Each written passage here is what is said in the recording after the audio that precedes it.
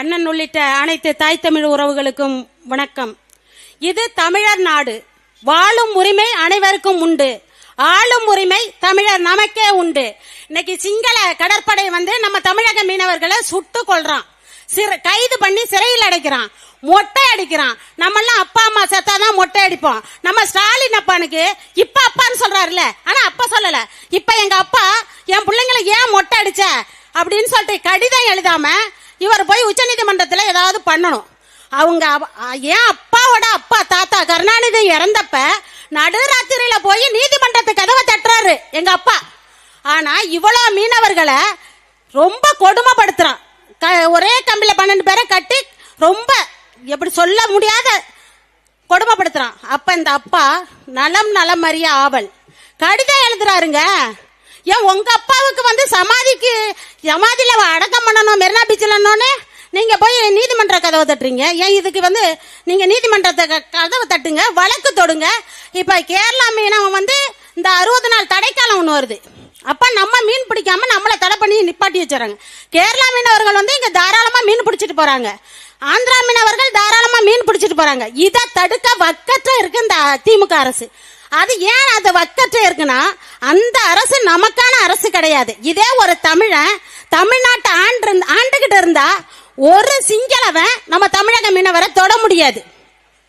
ஏன்னா அவன் கொஞ்சம் ஓட்ட வச்சு இதுவரைக்கும் நம்மள ஏமாத்திட்டு இருக்கான். நம்ம மக்கள் என்ன பண்ணுது? ஏமாத்துக்கிட்டு தான் இருக்கு.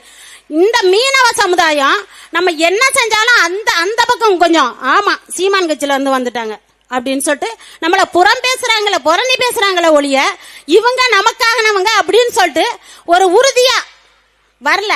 அந்த உறுதி ஏத்து இப்ப கன்னியாகுமரியில ஒரு பிரச்சனை, மீனவர் பிரச்சனைனா இந்த மலையெல்லாம் கடத்துறாங்க. அந்த பிரச்சனைனா இந்த கன்னியாகுமரி மக்கள் மட்டும்தான் போராடுறாங்க.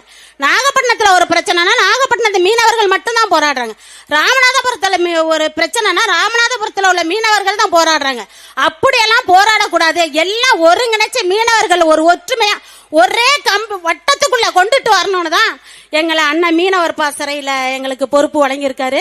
அண்ணனுக்கு நன்றி.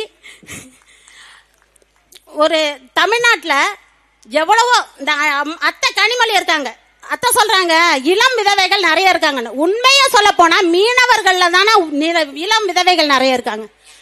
கோட்ரு போட்டாதான் கடலுக்கு போறோம்னு சொல்றான். வந்த உடனே கையெல்லாம் நடுக்குது, எனக்கு கோட்ரு வாங்கி கொடு, இல்லன்னா எல்லாம் பொண்டாட்டிய கொலை பண்றான், அக்கா தங்கச்ச கொலை பண்றான், அம்மாவை கொலை பண்றான். இதனால என்ன? தாராளமா திராவிட மாடல் அரசு கஞ்சா, கொலை, கொள்ளை, கற்பழிப்பு, மது இதுல மட்டும் கொடி கட்டி பறக்குது. நம்ம அண்ணன் தலைமையில நாம் தமிழர் ஆட்சிய 2026 படைப்போம் புதிய அரசியல் வரலாறு என்று கூறி வாய்ப்புக்கு நன்றி கூறி விடைபெறுகிறேன். நன்றி, வணக்கம். நாம் தமிழர். அடுத்ததாக நீல புலிகள் இயக்கத்தின் தலைவர்